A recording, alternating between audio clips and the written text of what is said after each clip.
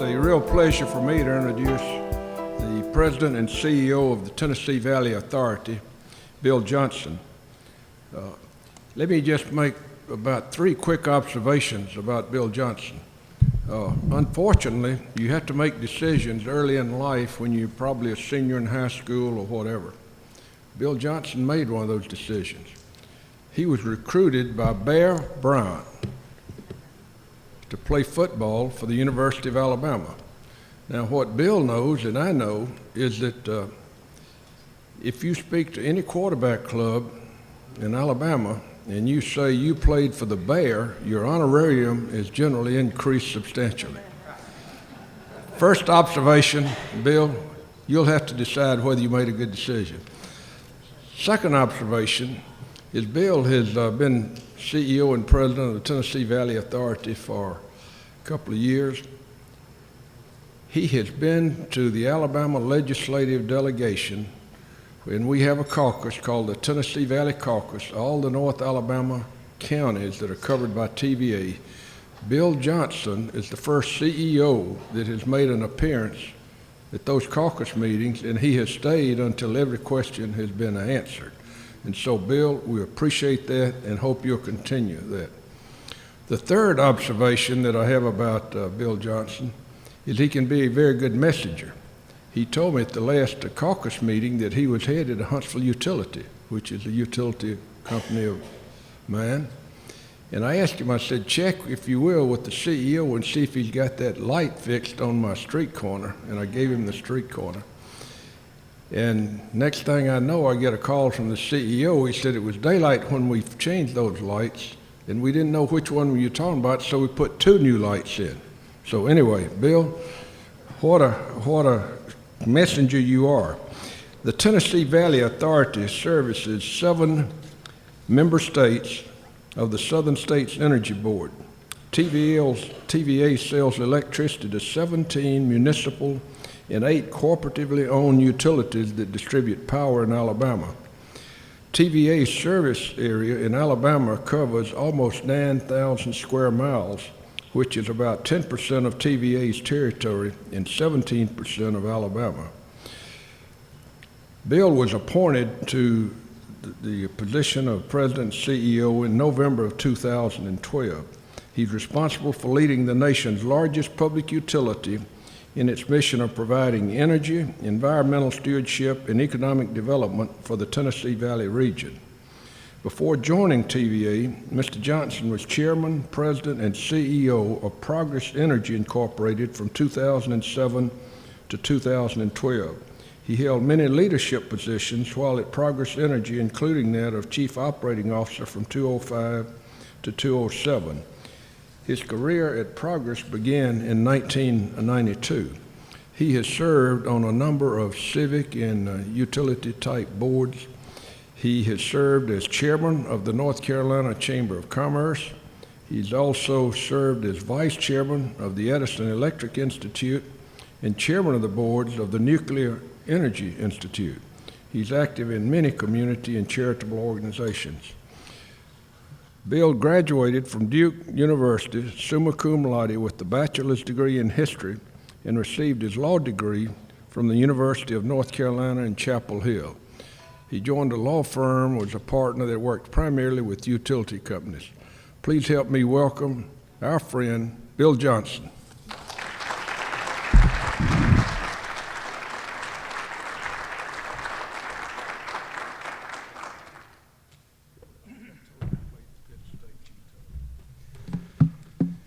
Well, it's always great to be in Alabama and identified as the person that turned the bear down. So thank you, Representative, for that. I tell you why. I grew up in northwestern Pennsylvania, and I couldn't understand a word the man was saying to me. And so I wasn't sure whether he actually offered me a scholarship or not. It turned out he did, but I went to Penn State instead. So I am going to go out on a limb here, though, and say, roll tide. There you go. It's a pleasure to be here today. Pleasure to follow Commissioner Ostendorf, one of the great commissioners we have regulating nuclear safety in our country. You know, we have an industry that's really founded on science. And what we do every day is complex chemistry and science, physics, thermodynamics, mass balance equations. And we really respond to the laws of Einstein, Ohm, and Newton. Unfortunately for me, my background is in the other law. I'm a lawyer by training, and so I'm bound by the laws of the Congress and of the states. And when I got to TVA, I wasn't prepared for this, but you have a lot of interaction with the law. And specifically, you have people suing you all the time. And so I stand before you today as the CEO of an organization accused of not following some of the laws we're supposed to have followed, in making some of the decisions we've made. Now, I know this forum doesn't want to hear me criticize anybody, and I'm not about to. I'm a lawyer by training, so I know lawyers got to eat. So being sued is part of the deal. But I'm also a historian by training, so I thought I would start with a historical analogy today and then get to the TVA story.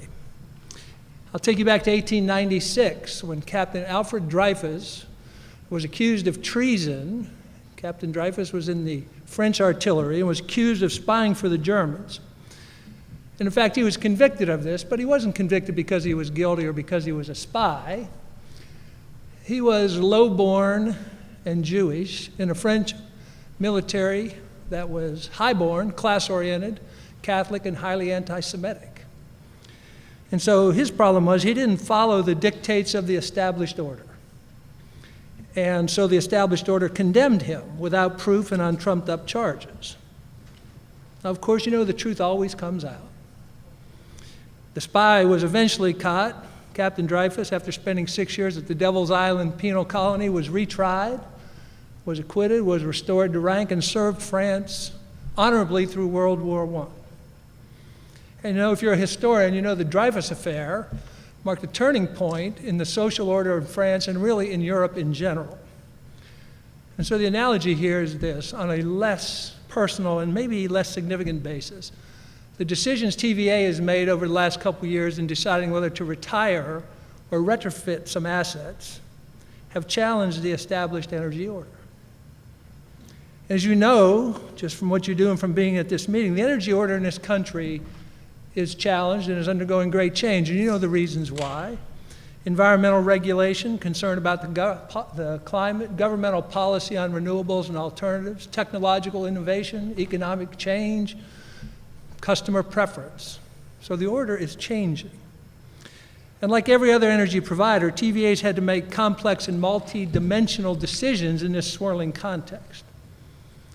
And in this process, we have been described as being captive of the environmental community, captive of the fossil fuel community, and captive of the administration, all at the same time. Now, friends, I will tell you that's a hard act to juggle. Hard to do all three of those things at the same time. It reminds me of the old saying, we can do the difficult immediately. The impossible might take a little while. So let me put this in context for you. In Tennessee, we were sued by the environmental community for deciding to put controls on a coal plant. In Kentucky, we were sued by a coal association for deciding not to put controls. And by the way, these lawsuits are on the same law. And the administration that we're supposed to be captive of in the last two budgets has shown an interest in divesting us from federal ownership. So go figure. I see I have your attention now. I'll tell you what we are guilty of. We're guilty of doing energy arithmetic, of understanding the condition of our assets, the shape of our load curve. We know what things cost because we build them all the time. And we are committed to our mission. And one of the great things about TVA is our mission is very clearly stated in federal statutes. And in this area, our duty is this: least cost planning, selection of least cost system assets while considering diversity, reliability, risk, operability, environmental compliance cost, and hence delivering electricity to the 9 million residents of the valley at the lowest feasible cost. So when that's your standard, we are fuel agnostic, we are technology agnostic, and we're committed to that standard. It's as simple as that. So I thought I might spend a few minutes, if I can find the clicker.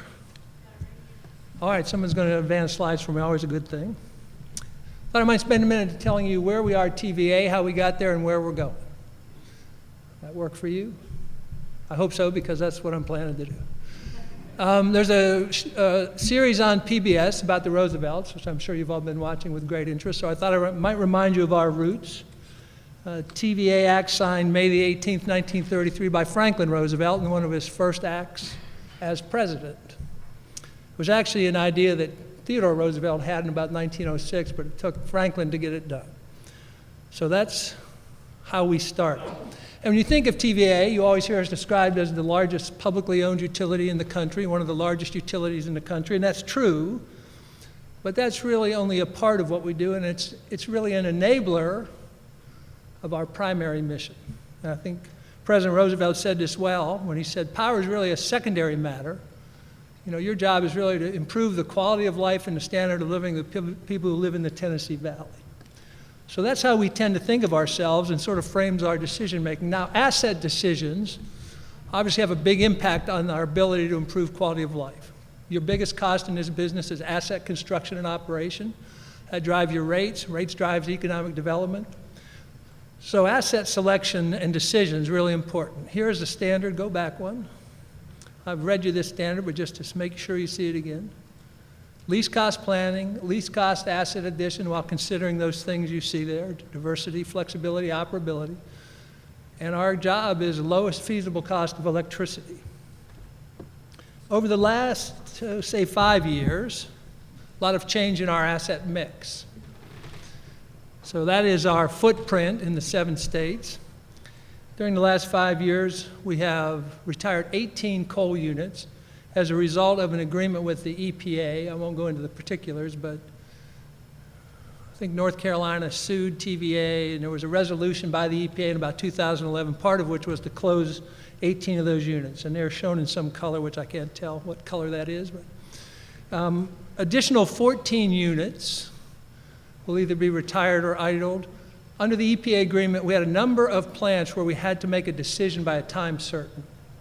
Right, so the EPA would say, you have to make a decision by the end of 2014 that's going to be implemented by the 2017 on a certain plan. So you can see there are 14 plants that will also be retired as part of that optionality or part of regular business.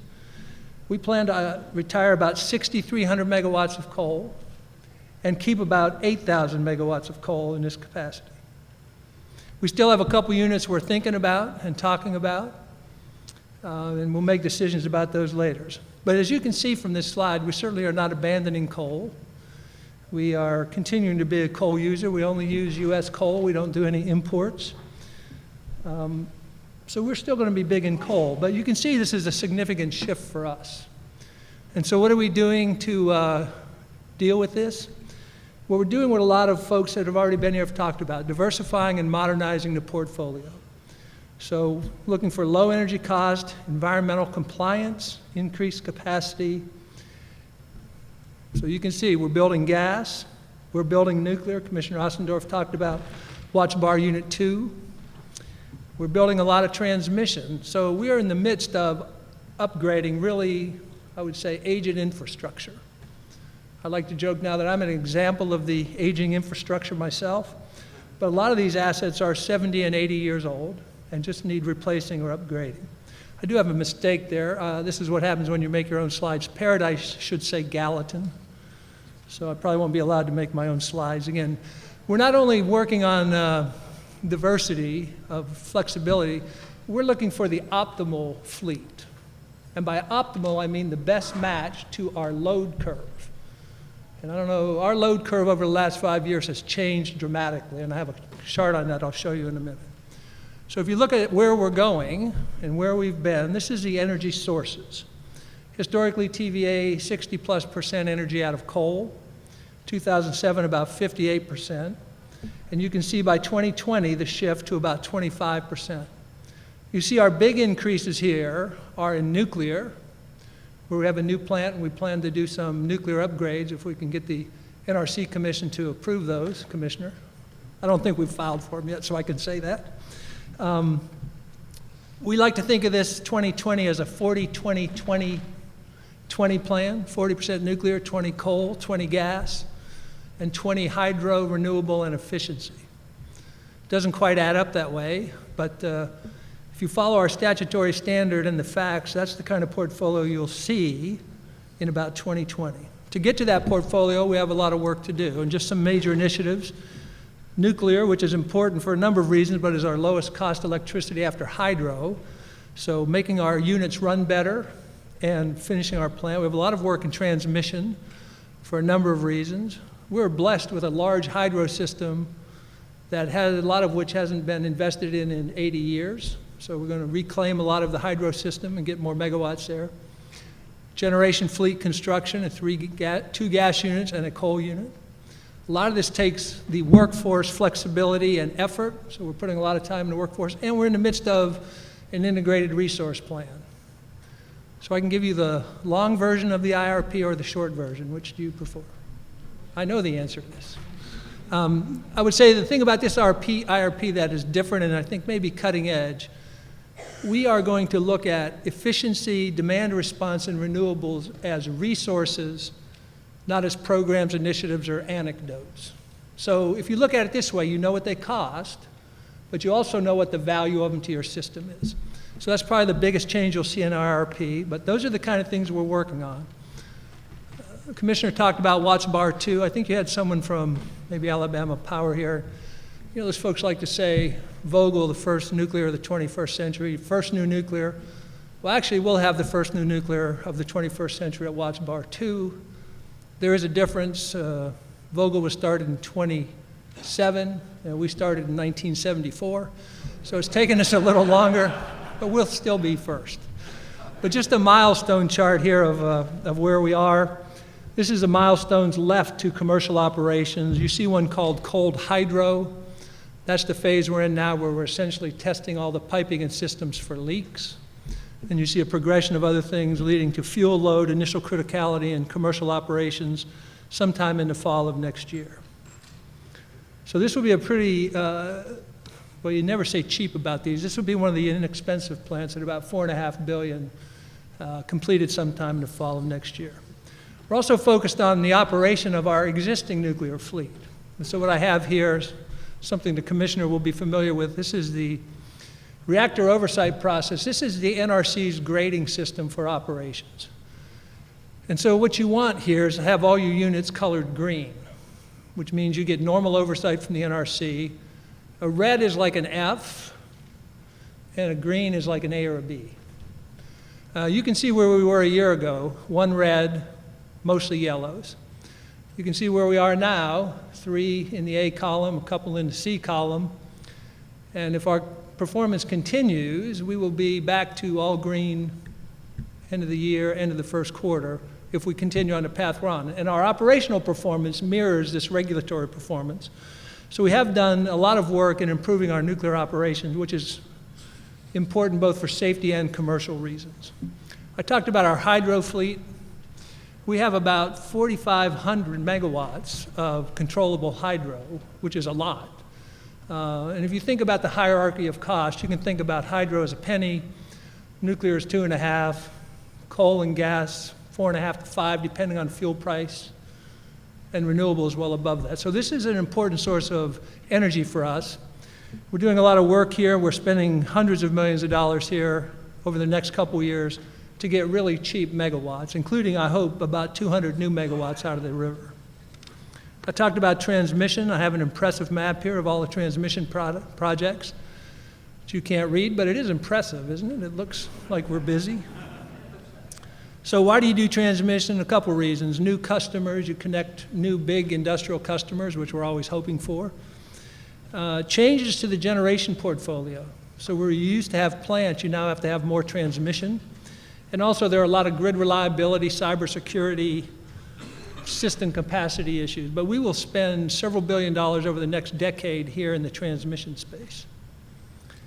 And of course, what's driving this transformation, I think you've probably talked about this a little bit, clean air regulations going back to really the early 90s. So, you know, the Clean Air Act, CASPR, MATS, or MACT 111D. You can have a view on these. You can like them or dislike them. But this is the reality that we deal with, right? So you can see what TVA has done here. many billions of dollars in this, having reduced our NOx and SOx emissions by more than 90%, already having a 30% reduction in CO2 and going to 40% by 2020. So really, this is one of the transformation drivers in our industry and has affected our asset decisions. So maybe now I'll give you an example of how we make a decision about a coal plant. This is a picture of the Paradise plant in Muhlenberg County, Kentucky, 3 units, 2 about 500 megawatts and a third about 800. It's 45 years old or so, and you probably can't tell from this picture, but it's not in very good material condition. It's a very challenging design. It's got something called cyclone boilers. If you ever get somebody who wants to sell you a cyclone boiler, think hard about it. They're hard to operate. And it's in bad, I would say bad material condition. I think I can judge this. I've been in like 210 coal plants, and I do know something about this. So we look at Paradise. We have to make a decision effective by the end of 2018. So how do we think about it? Well, we go back to the statute. We think about these things. We think about cost. You think about cost, you think about new asset cost, you think about material condition cost of the current asset, the cost of compliance with current and future regulation. So that's how you think about cost. Second, you think about gross demand. How much plant do you need? Right? You shouldn't have more plant than you need because it's expensive to have. Third, we think about load shape. This would be operability. Demand is reliability, load shape, operability. What's the minimum? What's the maximum? What's the duration in the load curve? And fourth, you think about optionality and risk. In other words, you're going to build something today that you're going to have for 30 or 40 years. What else is going to evolve in technology or regulation that gives you the most flexibility? So when you think about cost, here's how it stacks up. This is illustrative. I'm not sure I remembered all the numbers exactly. Again, I made my own slides. I always thought if this CEO thing doesn't work out, it'd be good to have a trade to fall back on. This will not be my trade. So you think if you build a gas turbine, you know what it costs. It costs about $1.2 billion, probably a little less. For that, you have a 30-year asset with very low environmental risk. You know sort of what the risks are. You have fuel volatility, maybe, so you study the fuel equation really hard. But you know what that number is. On the emissions control side, you think about 780 for the controls. Given the material condition of the plant, maybe 300 to bring it up to an operable condition for the period. But then look at the unknown and known risk you have. 111D. We don't know exactly what it will be, but I think we know it will be, right? 316B, cooling towers, cooling water, intake, discharge. Other water regulations, if you follow the EPA, there's a host of other water regulations they're considering. Coal ash, something we had some experience with. Future capital costs, plant's 44 years old. To make $1 billion investment in it, we have to run it 25 more years, at which point the plant would be 70. Right? So this is both cost and risk. But this isn't the only part of the story. I mean, obviously on the cost side, this is the better idea. But remember, we have to think about operability, reliability, and optionality. So let's talk about that a little bit. This is a curve I'm sure all of you have memorized. This is sort of a model daily load curve. You know, it goes down at night, it comes up in the morning, it goes down about noon, it comes up in the afternoon. This is demand. And you typically have assets that you want to meet the demand at the time of the day. And our demand curve has changed dramatically over the last 5 years. We've had a significant reduction in usage, and where we find our problem is not meeting the peak, except maybe in something like the polar vortex, which is, you know, kind of a 30-year example. Our real issue here is we have too much base load, and we don't have enough flexible machine in the middle. We have this odd experience going on where our maximum in a day will frequently be 100% higher than the minimum. This morning, I saw demand was going to be 11,300 megawatts, and this afternoon it's going to be 26,000. So these huge swings, almost all of which occur in that orange space. As it turns out, in the Paradise example, we really didn't need the machines to meet load so much as we need them for transmission support, we have any physicists in the room who can explain VARs to us? Well, that would put you to sleep in a hurry. It's really complex. But it's an element of transmission support, of load following capability. So for us in this particular location, in this particular place, flexibility of a gas machine was a lot better to meet the shape of the demand curve and the transmission support. If you take this same example at another plant, Gallatin, for example, you get a different answer. Size of the machines, where it is in the stack, material condition, and how much it costs to fix it. So every one of these, you make the same determination based on the facts in this standard. I said the load shape has changed, and you can see sales have changed dramatically. You can see here between 2010 and 2015 about an 18,000 gigawatt hour a year decline in demand. If you're the CEO and in charge of the money, that gets your attention right there. That'll make you do some things. But that's a significant change, partly driven by the loss of USEC, a large customer, but largely driven by efficiency, consumer behavior, technology. For example, we see greater electrification in devices, totally offset by the application of CFL bulbs. So you see greater electrification and less usage at the same time, which is something I've been doing this 35 years, never seen it before. So this kind of picture tells you you don't need to build base load, you don't need to build peaking, you need to build flexible machines in the intermediate space. Now, we're spending a little money next year, $3.5 billion in capital to do all this work. That seems like a big number. It's actually a record number for TVA. And you can see where we're spending it. We're spending it in gas, nuclear, clean air, transmission ash, $3.5 billion. So what's the impact that this has on rates, which is really what's of interest to us? Well, let's look at the next chart. We are pretty stringent in how we apply some basic financial guiding principles. And you can see here, we will have put $18 billion in assets over the last, well, this is a 7-year picture, and increased our debt by less than $2 billion. So I think we're managing our debt and our rate levels pretty well. We raised rates 1.5% this year, essentially to cover the cost of money to do these capital projects. But the rate piece of this is one we watch all the time. What's the balance between debt and rates? What do we need to build? And so we're always looking for the lowest cost solution to every problem. That's how we do it. So TVA, founded by Franklin Roosevelt and Senator Norris from Nebraska. I've never understood how those two got together, but it's a great story. You know what our job is really is to serve you. We have a mission of service to the people, particularly the people of the Tennessee Valley. And the low cost of electricity is key to our ability to serve 3 aspects of our mission: energy, environment, and economic development. So in this last year, in economic development, TVA, in partnership with many of you in the organizations you serve, helped create about 60,000 jobs in the Tennessee Valley and put up about $8 billion in investment. I don't say that at all in the bragging form. I say that in the form that it's a great privilege to be able to serve you and do these kind of things with the assets we have.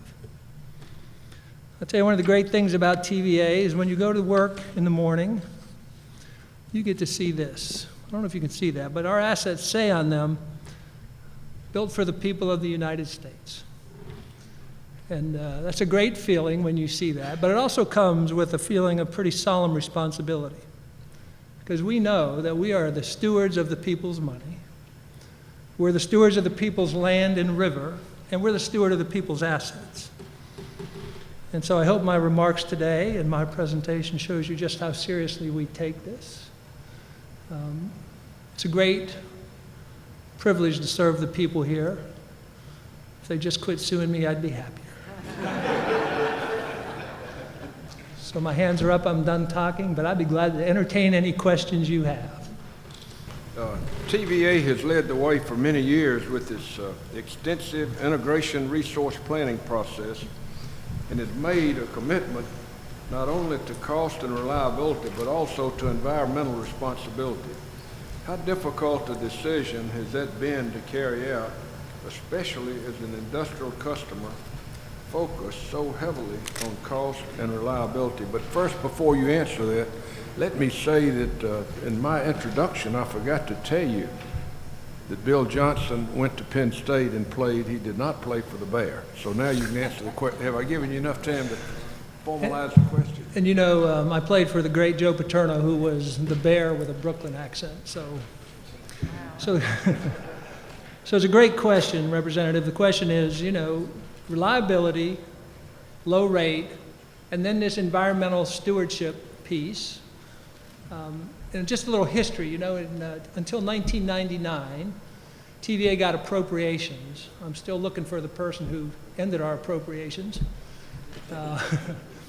Those ended, it was about $100 million a year, and they ended in 99, and the deal was that TVA would continue the same level of stewardship, so river operations, shoreline recreation, bass fishing, trout fishing, all these things, out of power revenues, right? So we have a legal obligation and a mission obligation to do all these things. It's a difficult balance, particularly if you're an industrial customer, because you're interested in fishing and all these things, but what you really want is price. And so what we do is we try to balance these things. We do take into account, if you're a large industrial with a high load factor and you make a commitment to invest capital and bring jobs here and keep them here, we're going to recognize that in your rates. But this battle of low rates, high reliability, good stewardship, particularly in the industrial class, particularly when you have competitors in the region who are also very good at their work, is always a hard balance. But I will say the economic development numbers of last year would indicate, I think we're hitting that balance. If you look at our rates, we're mid-second quartile residential rates nationally, and we're mid-first quartile in industrial rates. I always think about, you need to be affordable in residential and competitive industrial, and I think we are that.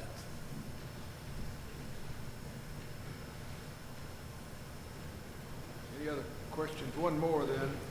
Ken, did you want to? Yeah, I just wanted to ask you, sir, about the cost of renewables. You know, one of the things you were saying up front was, you know, we like all utilities, look at lowest cost options and so forth.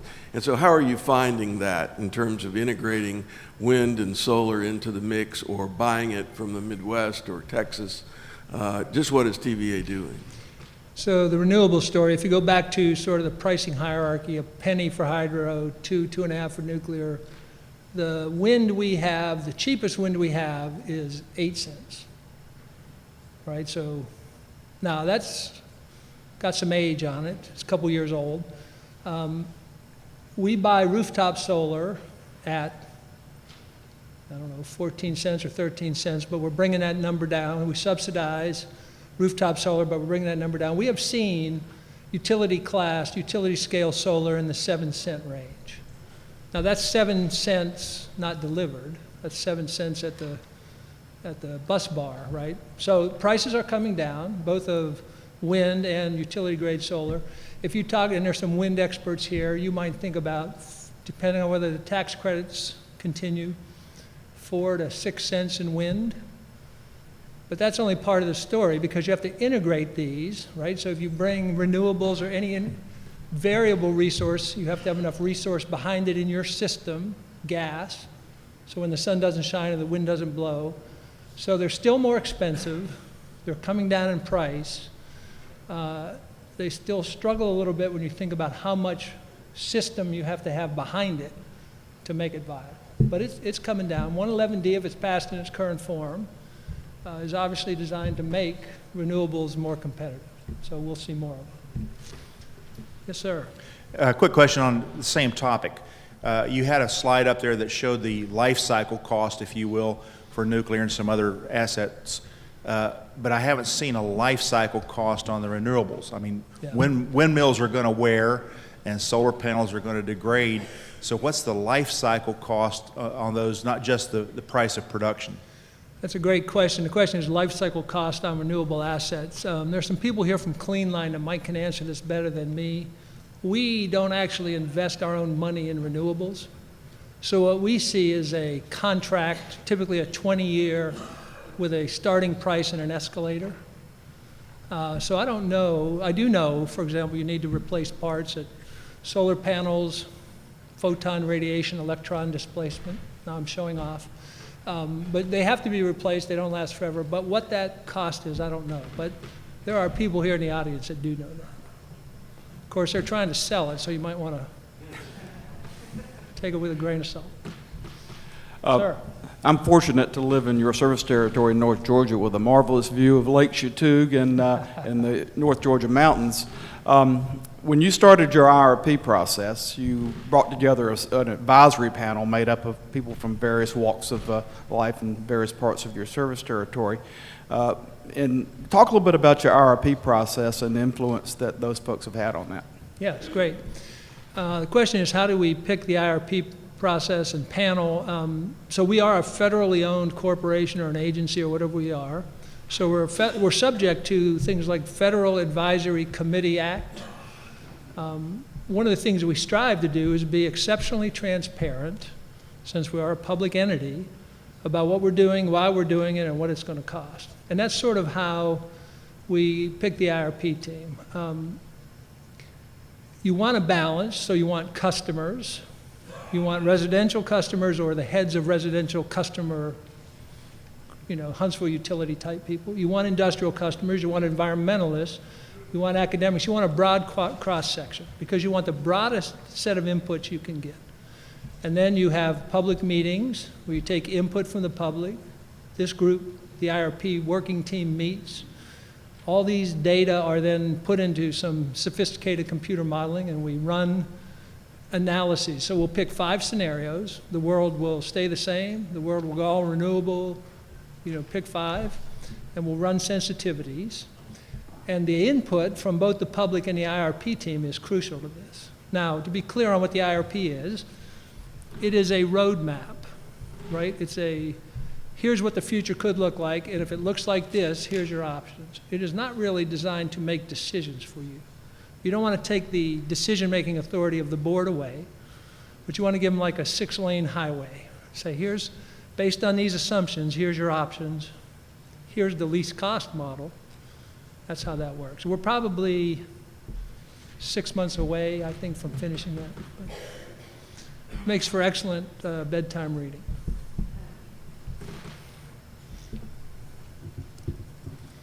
Are there other questions? Let me ask this one. Are there any plans to utilize the plant footprints at Wooders Creek for additional generating capacity sometime in the future after all the Wooders Creek units are closed?